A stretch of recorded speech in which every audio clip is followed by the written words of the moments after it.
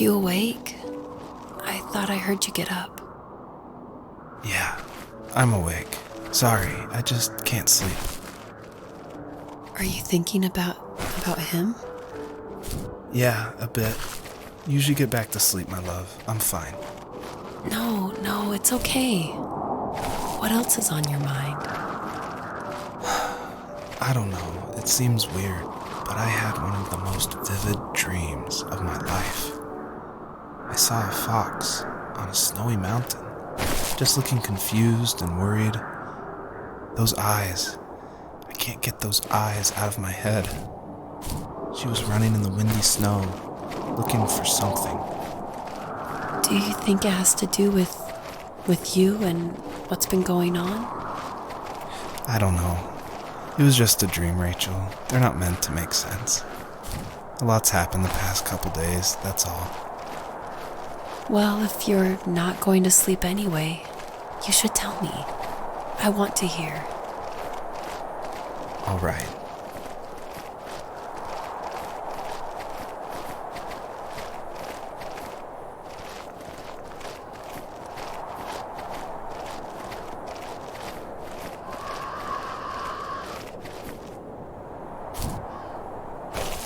So, not far from her home, she followed that path to something unexpected.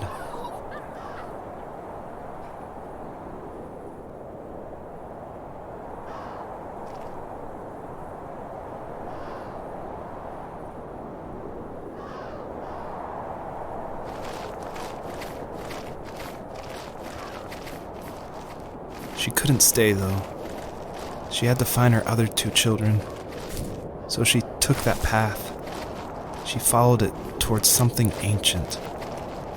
Something with answers.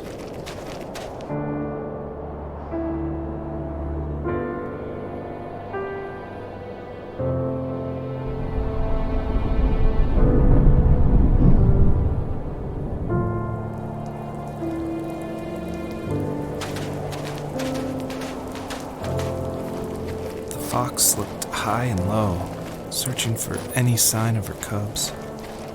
Points of light showed the way to this ancient tree. It was as if each one had a story to tell, all their own. The land was trying to tell my story, too. I felt like I was right behind her the whole time.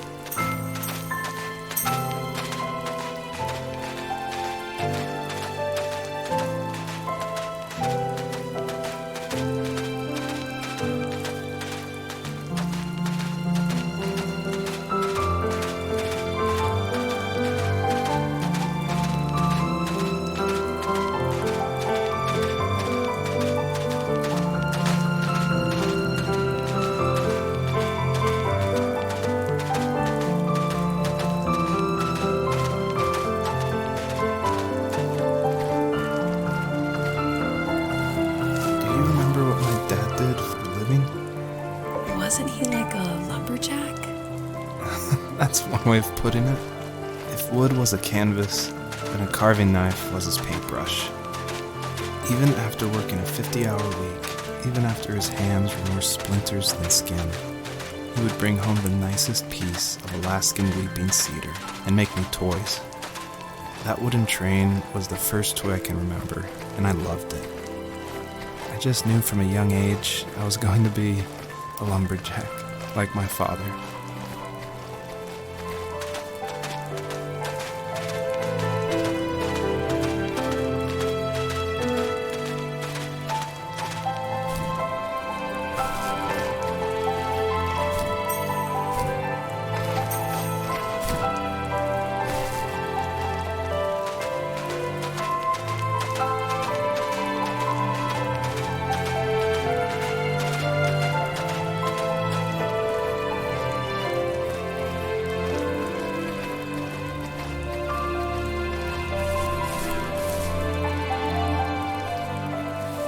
As a kid, did you ever do show and tell in your class?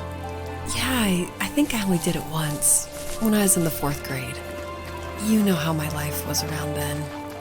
I wanted to show my class what helped pass the time and distracted me, so I brought a dozen paper cranes I had made. I think I told everyone how badly I wanted to be a bird and fly, embarrassingly enough. Don't be embarrassed. Every kid wants to fly. For me, it was another toy from my dad, a wooden boat. I remember guarding it so carefully in my hands as I walked into class. When I sat down, a group of boys immediately made fun of it. They asked which trash can I found it in, or why an ugly log was my favorite toy. When I got up, I didn't even want to tell them my dad had carved it. I said it was a joke gift my friends had given me. Kids can be so cruel. Some of them are. I shouldn't have let them get to me, but it did. It's amazing we bounced back at all.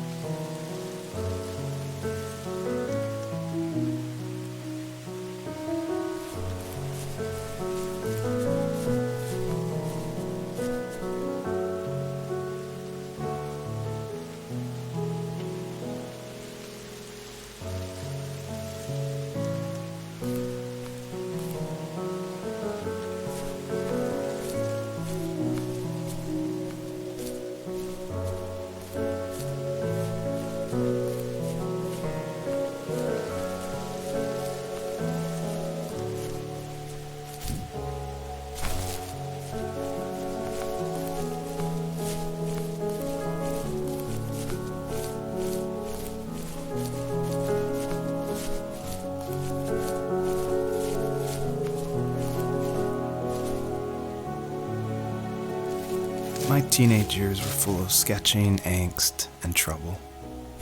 I wasn't popular or unpopular. Maybe just forgettable. I guess that gave me a sense of freedom, so I hung out with crazy kids, doing crazy things, even though I mostly just watched the chaos ensue. We did it all. Put fireworks in mailboxes, hide roadkill in people's garages, break windows of the barber shop in Anchorage. My dad was furious, but he was so busy working he couldn't do much to stop me from going out. I think being an adult means there's no one to stop you making hard decisions. He had to make a living, and he couldn't be in two places at once. Yeah, I realize that now. But at the time, I was sure he was more interested in growing his business than what was going on with me.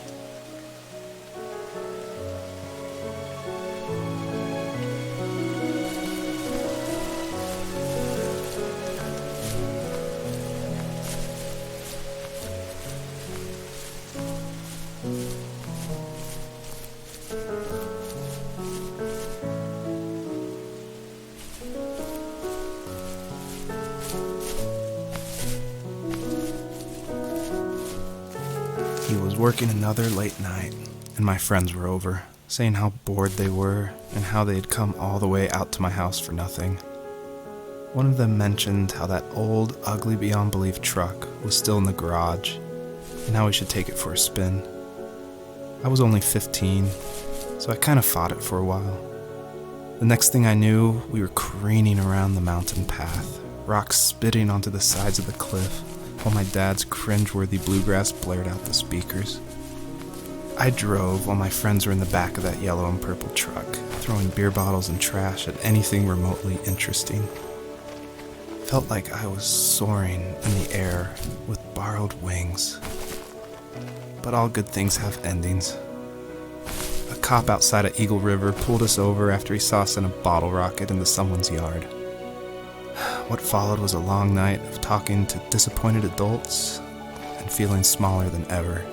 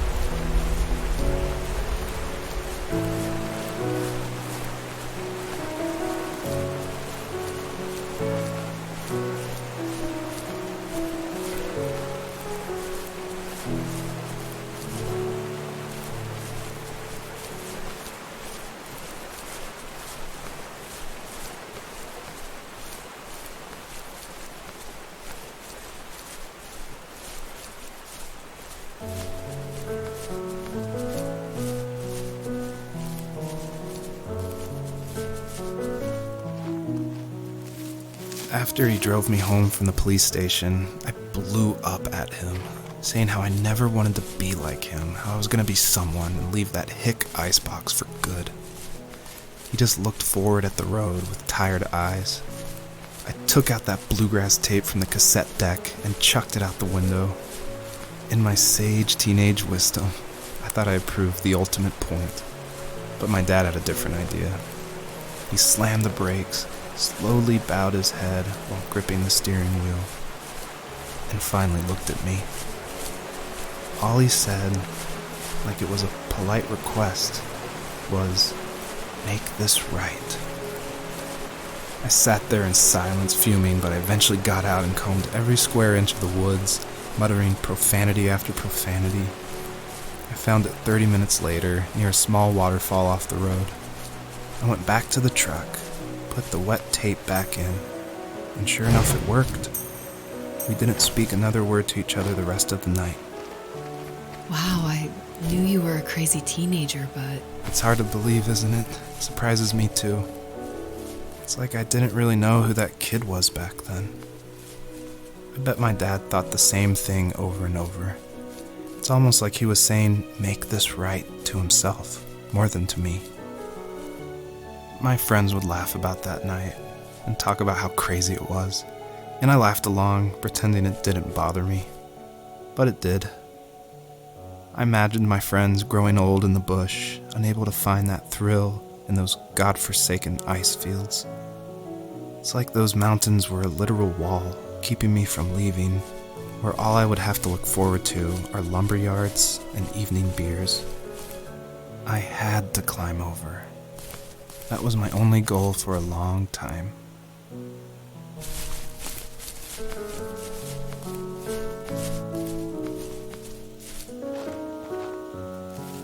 If there was some way I could take my love of drawing and turn it into a way of escape, nothing would make me happier.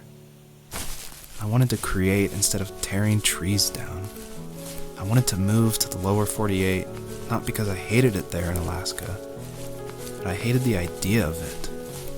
It's like all of that spite inside me had created this monster which followed me around my whole teenage years.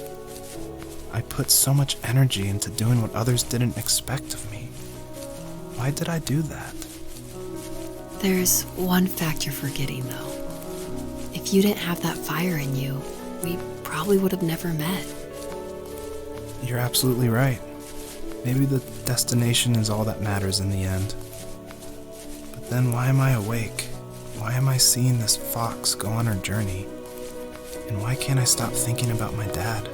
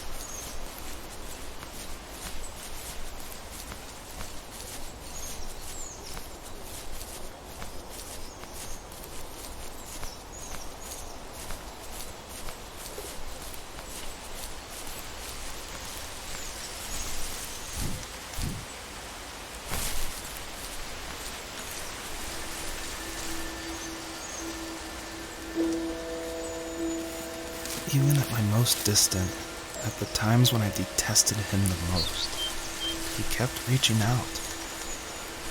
For a year straight, he asked me every week when we were going camping. I thought he was just dense. Eventually, to shut him up, I agreed. We carried out the worn lawn chairs from the garage and set up a cinder block campfire at the site we'd always used behind the house. We walked down the mountain path, talking in the warm sunshine we only got a couple months of the year. Those 3 obsidian rocks shimmered alongside the shore, almost like sparklers pressed against a dark window. I'll never forget that wet stone on my feet, or how those massive mountains looked even bigger in the lake's reflection. I felt small, but grateful. As the sun set, my dad found something I hadn't seen for a long time. The tree where I'd made my first carving when I was 6. I hadn't even carved it. My dad had helped me, but I still called it my tree. Something about seeing my name there made me open up, and we talked about everything that night in that old camouflage tent. I told him how much I loved sketching and design, and how it would be a dream to study architecture in Seattle. I told him how I didn't get along with my friends much anymore, but that I didn't mind being alone. He told me he was there for me, and he joked that if all he had to do was write my name on a tree to finally get me to talk, he would have left me carved logs with novels on them in front of my room every morning. I don't know why it took me that long to realize it, but it was then I knew how much he had sacrificed for me.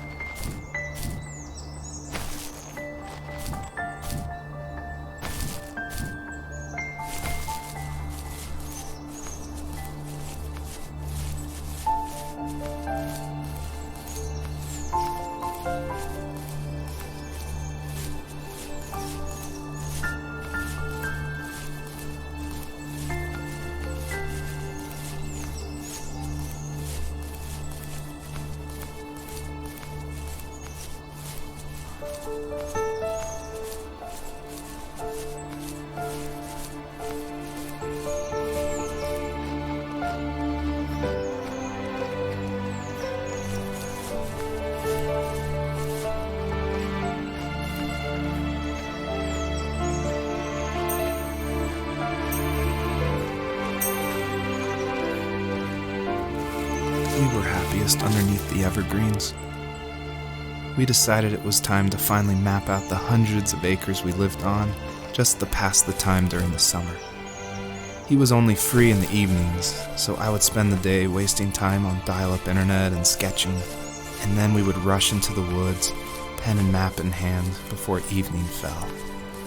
Sometimes, the aurora borealis would cast a cold green glow on the mountainside, and we would finish our route underneath a twilight sky. Sometimes I was lonely during those summer days, but there was comfort in the routine. A lot of teenagers aren't looking for the daily grind, though.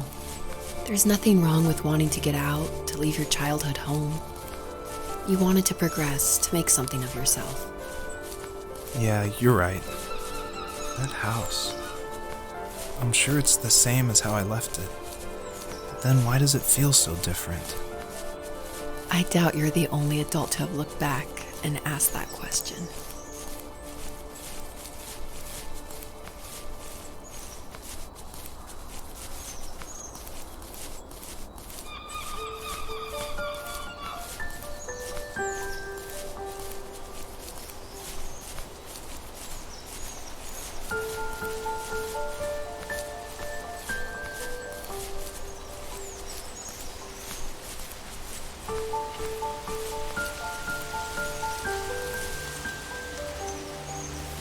My dad built a lot of stuff in his free time.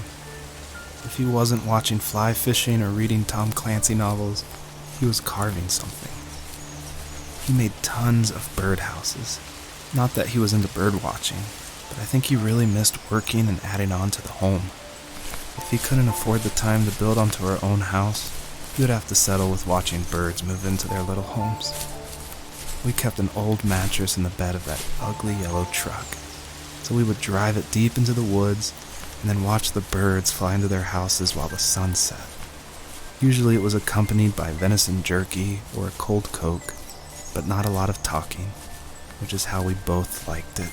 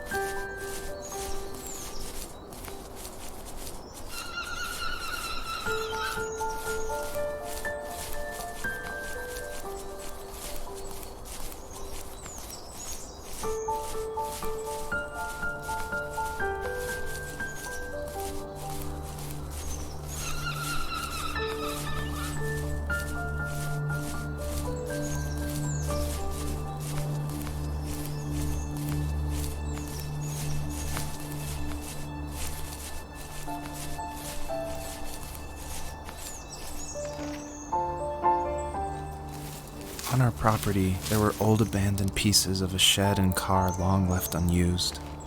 I used to ask him all the time who those people were that left all this junk, and I'm sure he got so tired of hearing it that he made up some elaborate stories how a brown bear ate them and haunted the woods afterwards. What's funny is I think it made those people seem more real.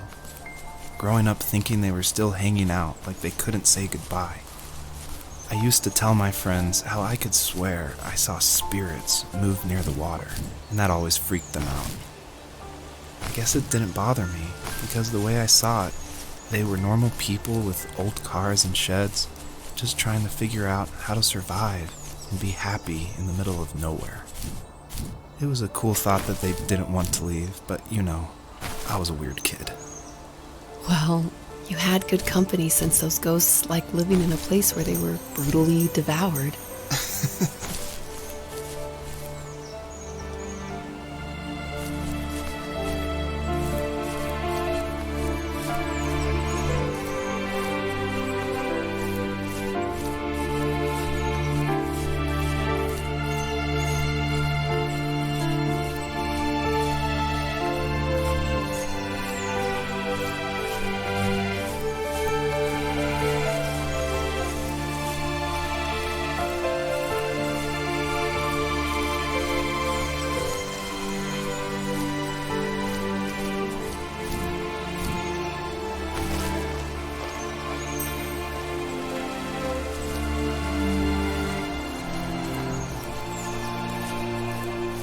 The perpetrator stood nearby, unfazed, like nothing was wrong. My dad is dead, and he's never coming back, Rachel. I can tell you these stories, but I can never reminisce with him again. He can never hold a grandchild that we'll probably never be able to have. I can never talk to him again, and I'll never be able to say I'm sorry for everything.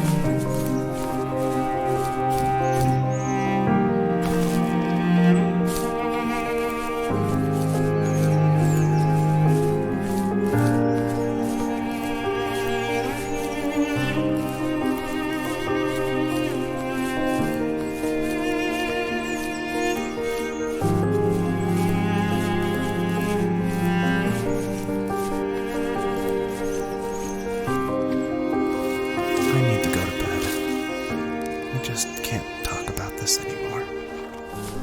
Good night.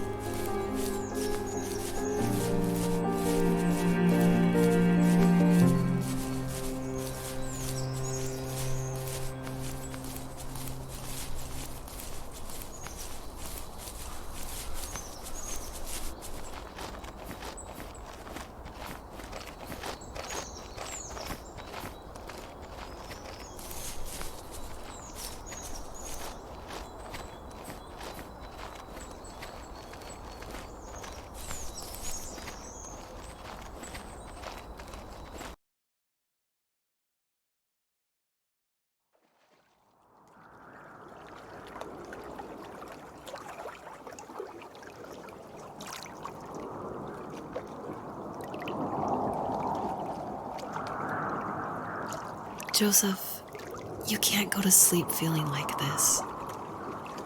I'm sorry for everything, and I know you need space, but I'm here for you. You don't need to feel so lost. Joseph, have I ever told you what my mother was like?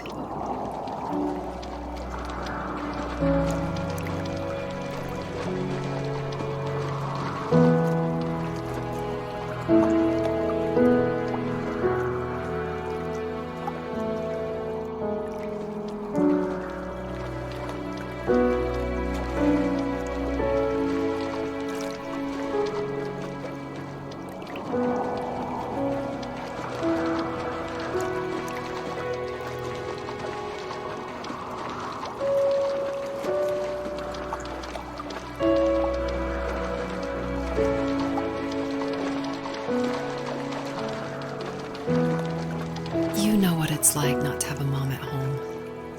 And you know how hard that made my childhood. What helped me was watching the birds in the morning before the school bus came. I thought that my mother was one of those birds, and it made me want to be free like her. My mom taught me how to fold origami cranes while she was in the hospital.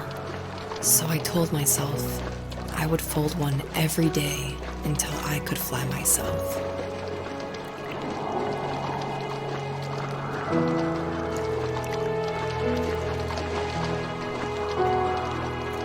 I think we both have always loved animals, and for me that love started with a dog. Sometimes this Rottweiler would come up to our property line and wait at the fence for me, but only once in a while. I was sure to check every day immediately after school, and it usually ended in disappointment. I would even steal money from my passed-out dad just so I could buy these off-brand dog biscuits. Even when she did stop by, she never went beyond the fence. Why was she so scared?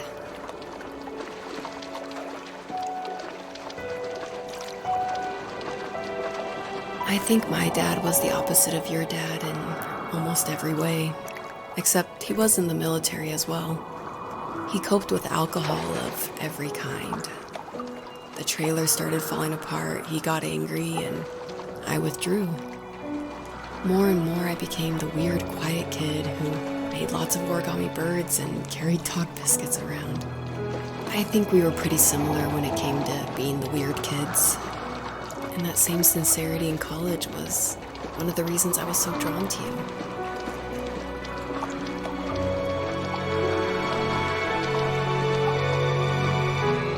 Life got worse and worse, and at one point, I really didn't think I could survive another day with my soul still intact. I had no real friends, let alone neighbors, since we lived in the middle of nowhere. I should have talked to my teacher, but I was scared what he would do if he found out. As I waited for the school bus one morning, I walked around until I found something in an abandoned shed. Something I can't put into words.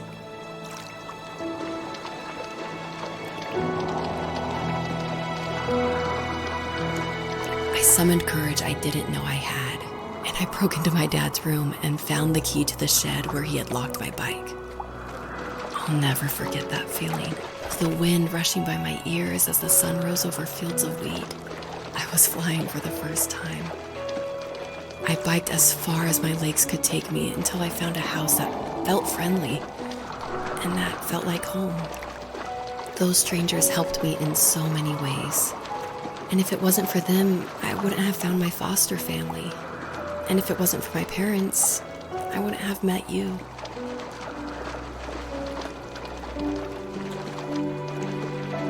You have strength, Joseph, and you're not as alone as you think. It's all just so pointless. Just waiting for life to happen. It's like having the home I always wanted is cursed out of my reach. The thought of being a parent myself. How could I do that when I couldn't even be a good son? I'm sorry. I know what you're saying. I just don't know how things will work out. These quiet hours will turn into years. We'll wonder which roads passed us by. Then we'll forge a new road together. Besides, I discovered for myself that one fateful morning where any hopeful road leads to. There may be thorns and mist, but it always leads to the same thing. And what's that? Family. I'm so glad that you're part of my family, Rachel. And I'm glad you're part of mine.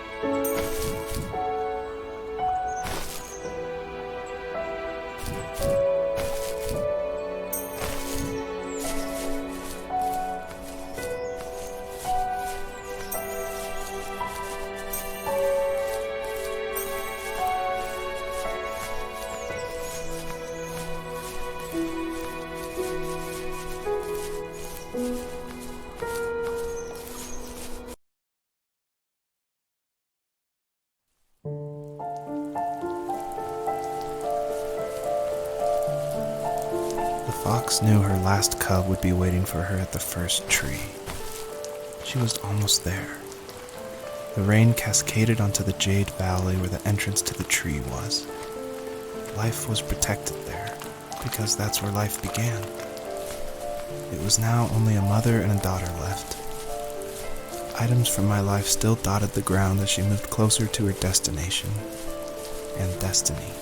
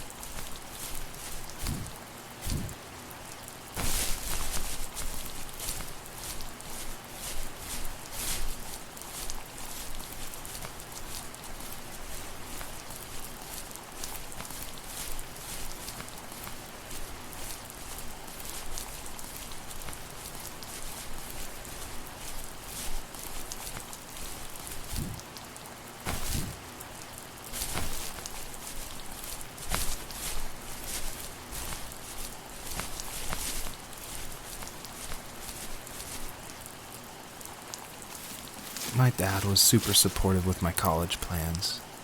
To a point. Things were okay until this terrible accident happened. I guess a forklift flipped over due to a bad axle, and it crushed one of the workers there. My dad didn't eat for days, even though he wasn't directly involved. It devastated him. Not only did it hurt the business, but it just freaked him out. He would talk in his sleep, muttering things about firing people and saying sorry. One fateful day he approached me, said that since my school search wasn't going well, I should finally be a man and take over the family business. He said one day he was going to die, and that all of his work, sacrifice, and even that man's life would be wasted in vain. I just lost it. Teenage me just exploded at the thought. I screwed up. I said things I shouldn't have. He was having a crisis, and I pretty much spit in his face.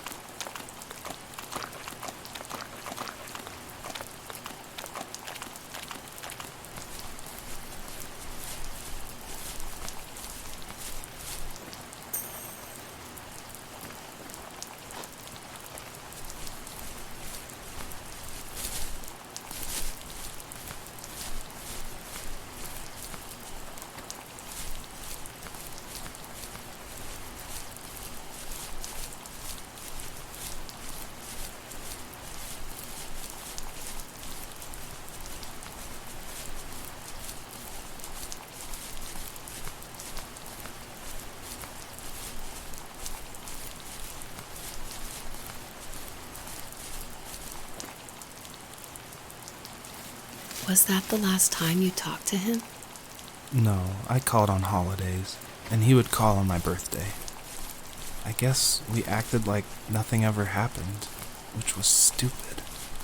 Didn't want to ask about his lumberyard, and I'm sure he didn't want to ask about my job search. I never went back and visited. I think the last conversation we had was about what movies we had seen and what exactly a best boy is in the credits. I thought he would be here so much longer.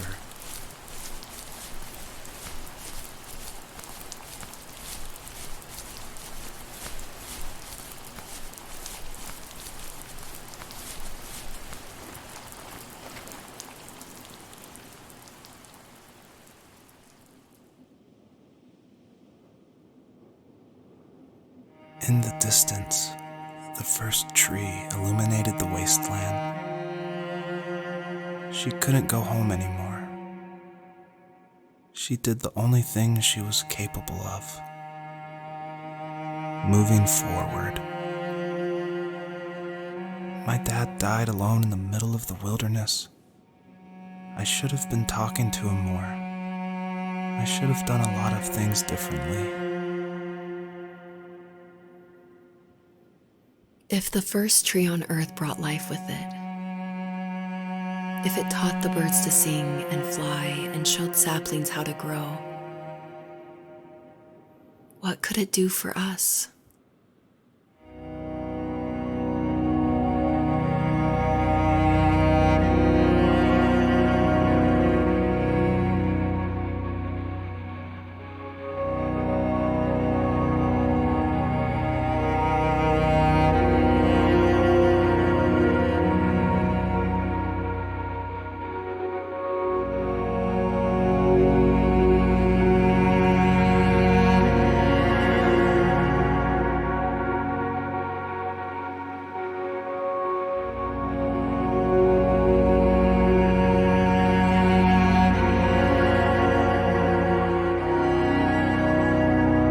There was a letter I received yesterday from a name I didn't recognize, with a quote I can't stop thinking about.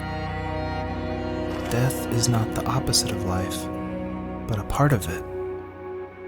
More and more, I'm realizing one important truth. Each of us have our own journey to the first tree, but sometimes I'm not sure I'm ready to take that first step. You already have my love.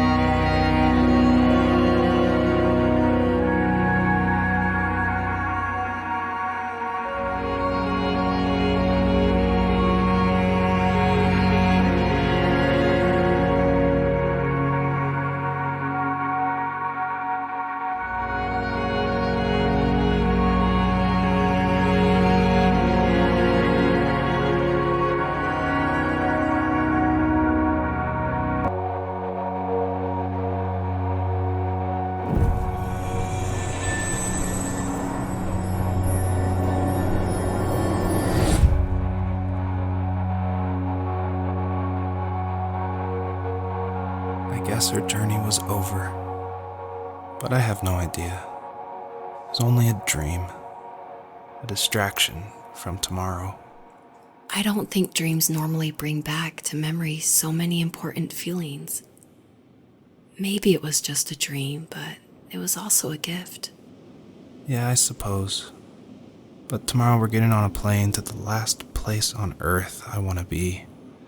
The only person that would have made the trip worth it is gone. You're going to see him and be with him one last time before you say goodbye. I have one last quote for you by Emerson, sealed in an imaginary letter from me to you. It is the secret of the world that all things subsist and do not die, but only retire a little from sight and afterward return again. Go to sleep, my love. We have a big day tomorrow, but I'll be there with you every step of the way. Thank you. Thanks for listening. Good night, Rachel. Good night, Joseph.